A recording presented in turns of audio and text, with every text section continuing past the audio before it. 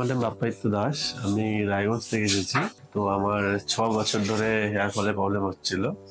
তো আমি অনেক কিছু ট্রাই করেছি, কিন্তু কোনো উপায় হয়নি। তো শেষে আমি ইউটিউবে নিউ রুটসের ভিডিও দেখি। দেখে আমি অনলাইনে ডক্টর সাথে কনসালটেশন করি। ওখান থেকে বলে যে কোনো সমস্যা নেই। আমি স্যাটিসফাইড হই। তারপর আমি এখানে আসি। এসে আমি আমার কালকে সার্জারি হয়। স্টাফদের বিহেভিয়ার খুব ভালো, নিউরোস খুব ভালো। হেয়ার ফলের প্রবলেম থাকলে অন্য কোনো কিছু ট্রাই না করে ট্রান্সপ্লান্ট করাটাই ভালো। আর ট্রান্সপ্লান্ট করার জন্য নিউরোস ক্লিনিকটা বেস্ট। কারণ আমি অনেক কিছু ট্রাই করেছি, কিন্তু কোনো তার ফল পাইনি। তো ফাইনাল ট্রান্সপ্লান্ট করতে হচ্ছে ট্রান্সপ্লান্ট। তো এটাই সবারই করা উচিত।